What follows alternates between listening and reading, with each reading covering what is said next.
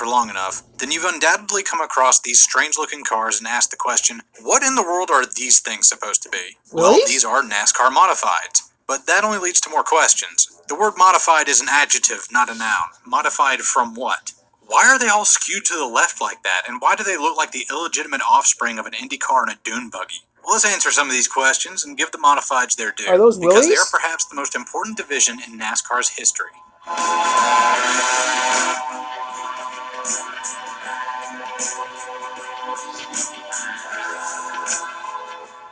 One day, after much drunken deliberation, NASCAR was founded on February 21st, 1948, at the Streamline Hotel in Daytona Beach, Florida. Most of the meetings to bring the sanctioning body together were held at the Ebony Club rooftop bar over the course of weeks. Stock car racing at that time was a disparate, disorganized mess, made up of dozens of competing organizations, some of which were just outright hucksters looking to pilfer drivers out of as much money as they could. The good actors out of the bunch met with Big Bill France to create the National Association for Stock Car Auto Racing, NASCAR. On February 21st, the venture was official, after Bill France and his attorney had finalized all the paperwork and gotten all the signatures from the other dignitaries. But what was it that had convinced all those bigwigs from other organizations to sign away their rights to this one guy? Well, the first NASCAR race had actually been held nearly a week before the organization legally existed. On February 15th, 1948, the NASCAR Modified Division held its very first race at the Daytona Beach and Road Circuit, an absurd 4.2-mile-long temporary course just a few miles south of the Streamline Hotel, making the Modified Division the oldest active NASCAR series. The race had gone off without a hitch and had made a great return on investment, and that was enough to get the other stock car sanctioning bodies to back Bill France. Now, to be fair, France had been running races at the Daytona Beach circuit for over a decade up to that point, and he knew what he was doing. When he made that race happen, he knew it was going to be a big hit. Okay, so modifieds existed before NASCAR did, so what exactly are they? Well, it's right there in the name. At that time, they were essentially just modified versions of street cars, with souped-up engines, a few body modifications, and the interiors ripped out. The most popular car to modify back then was the mid to late 30s Ford Coupe. It was relatively compact and lightweight. There were tons of them just laying around, and best of all, it had a big-ass engine bay that could easily have other bigger engines dropped into it. The most popular choices were Cadillac and Oldsmobile ambulance engines. Where did guys get the idea to do this? Well, during Prohibition, rum runners would do anything to their cars to get a little bit of extra speed out of them so they could outrun the cops. And even after Prohibition, dry counties and states dotted the Southeast. So tons of guys were still trying to make some extra cash and get a leg up on the authorities, even after World War II. There's a couple counties in our state of the trade inevitably made it onto local short tracks all throughout the Southeast. These Frankenstein creations were the very first modifieds. And thanks to an imploding used car market after World War II, these 1930s Fords were dirt cheap. Clear into the 1970s, people were still racing them in the division. And that gets us into the rules surrounding the series and what other divisions NASCAR cooked up. Well, when NASCAR first incorporated, they ran two main divisions, the Modifieds and the Strictly Stock division. And at first, there was a lot of debate over which series would be at the top of the ticket. The Strictly Stock series was exactly what it sounded like, cars unaltered from the showroom floor. But they had to be models from the current year or the last 2 years, meaning that those 1930s Ford Coupes were ineligible. The Modified division, however, had no restriction on how old your car could be, so guys literally ran whatever they could get their hands on. This meant that compared to the Strictly Stock series, the Modifieds had huge fields of sometimes 70 or 80 cars vying for qualifying spots. But Bill France backed the Strictly Stock series above all the others, and made sure they always got the biggest payouts. He wagered that a 1936 Ford Coupe winning a race wouldn't matter much to Ford, but a brand new 1949 Ford Coupe winning at a big league NASCAR event, now that would get their attention.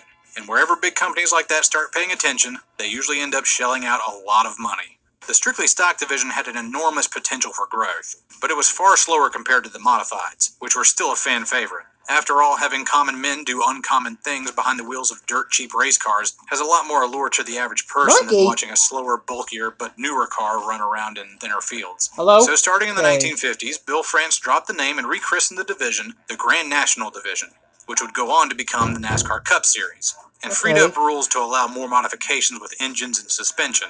Eventually, the speeds of the Grand National cars overtook the Modifieds, and the rest was history. The Modified division would remain a second-tier series for decades. Even still, the Modifieds were a terrific breeding ground for new talent entering the sport. The first ever NASCAR winner, Red Byron, won that first race on the beach in 1948, and across a grueling 52-race schedule that stretched from mid-February all the way into November, he won the very first NASCAR championship after collecting 11 wins on the season, including 4 in a row. In 1949, he won the very first Strictly Stock championship as well, becoming the very first NASCAR two-division champion. Others that made a name for themselves in the series that first year include all the Flock brothers, Curtis Turner and Marshall Teague, who all nabbed wins there and went on to win dozens of races in the Grand National Division later.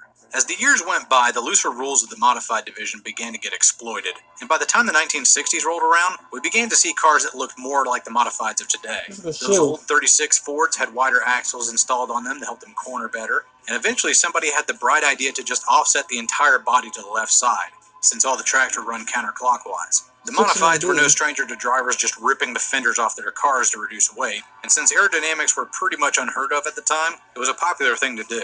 Eventually, modifieds became a de facto open-wheeled series, but full-fendered cars were still popular as well. However, open-wheeled cars have a tendency to lock wheels and just hop off of one another. So heavy-duty bumper bars, aka Nerf bars, were added all the way around the cars to fix this problem, getting just one step closer to the modifieds we see today. It's time to give you free stuff, thanks to our friends at Honey. That's right, you could win a $5,000 computer just by adding... If I had $5,000, I'd buy a computer. I said the rules were... If I had $5,000 for a computer, I'd use that for one particular thing. Loose, but to put it bluntly, there were basically none when it came to body mods. I don't know for certain, but I'm pretty sure Tech Inspection didn't even have body templates you had to adhere to. You could just about run whatever your heart desired. Entire fields were just a hodgepodge of cars whose models spanned across decades, and they all looked radically different from one another. Not a single car was identical to another one. Don't believe me? Well, here's the 1974 Permatex 200 from Daytona, the modified season opener that year. Now, they didn't run on the big track, they raced on the infield road course instead. Yeah, that series was absolutely batshit insane, and I loved it. That right there is a 1970 Chevy Chevelle, I think. That's a mid-30s Ford Coupe. That's a Camaro, maybe. And this is apparently a Ford Mustang, according to the announcer. Yeah, this was the Frankenstein League for sure. And pretty much all of the major innovations in the Grand National Division that popped up in the 50s and 60s first saw the light of day in the modifieds. Anti-sway bars, purpose-built chassis, souped-up engines and carburetors, they all went through the modified division first. This was the proving grounds for whatever cockamamie stuff gearheads could cook up. But that still begs the question, how did we get from a series where everything goes to what we have today where cars are all pretty much uniform? Well, the NASCAR modifieds entered their modern era in 1985, when the schedule got condensed from 80 or 90 events across the country down to 30 or 20 races across short tracks in the Northeast, where most of the interest had already migrated to. Races at Stafford Springs, Martinsville, and Thompson Speedway became crown jewel events, and the rules became way stricter. But even into the modern era, a king of the division had already emerged, Richie Evans. Evans won the NASCAR Modified Championship 8 times in a row, and 9 times total. From 1978 to 1985, no one could challenge his stranglehold over the series, and only a fatal accident in the final... I'm going to do that right now. Get the game set up. Play some NASCAR later.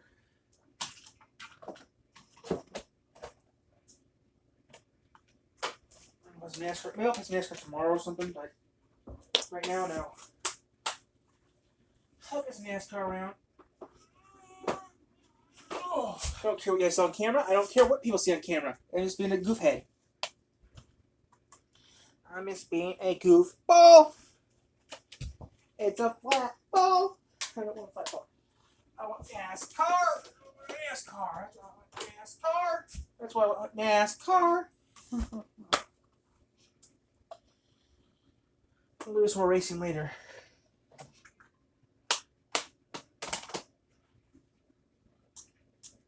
Also, I might change the rules of my game. Might do some more NASCAR later, guys. But maybe jack the speeds around a little bit. The final race of the season in 1985, after he had already locked up the championship, could stop him. His car designs of the mid-80s became the standard that NASCAR would adopt for its new modern-era modifieds. And since then, the layout and design of these cars has changed very little, and for good reason. Richie was a penny pincher, a trait he picked up from his parents back on the farm he grew up on in Rome, New York. As such, his cars were cheap to build, but wicked fast. Richie was so concerned with cost cutting that when it came time to paint his number 61 machine, he opted for the City Public Works orange paint because he had a man on the inside who could give it to him for free. Thus, Richie Evans and his orange 61 remain legendary fixtures in NASCAR history to this very day, being canonized into the NASCAR Hall of Fame in 2012. After Richie Evans' passing, other drivers emerged to take the crown. Jimmy Spencer went on to win the championship in 86 and 87, Mike McLaughlin in 88, and Mike Stefanik in 89. But by then, the modified division had become a shadow of its former self, now relegated to a feeder series on the level of the Busch North Series, the predecessor to the ARCA East Series today. There was still big talent that Which came is through. Arca. Jeff Bodine, Or Steve Arca. Park, and others, but they never stayed long. The old breed like Mike Stefanik, Tony Hirschman, and Tom Baldwin stayed behind winning races and championships and took on the thankless task of being the gatekeepers to the upper divisions. Current Cup Series drivers like Ryan Preece, the 2013 Modified Series champ, had to do battle with these men to prove that they deserved rides higher up the food chain. Even still, the Modifieds continue their legacy, still racing at historic and important venues like Riverhead Raceway, just 50 miles up Long Island from New York City. And the series has shown that it can still be weird at times, having raced on a temporary short track made on the backstretch of the Daytona International Speedway and at Watkins Glen in the mid-90s, and starting up the Southern Modified Tour in 2005, which raced at Bowman Gray Stadium and Charlotte Motor Speedway, sparking interest in this series in a part of the country that had never got to see it and grow up with it. Nowadays, a lot of the tracks that made the Modified division what they are today still persist all across the U.S., but the Northeast has become their adoptive home. Tracks like Oswego, Thompson, Stafford Springs, Loudon, Wall Stadium, Riverhead, and many others now carry the torch for the series into the future. And if you ever get an opportunity, I encourage you to see these races if you can. The series is the oldest stock car organization in the country. The history of the division runs deep, and without them, NASCAR just wouldn't be quite what it is today. So cheers to the NASCAR Wheel and Modified series, the unsung heroes of stock car racing. Hopefully the history books will talk about them for decades to come. Until next time, y'all take it easy. Okay.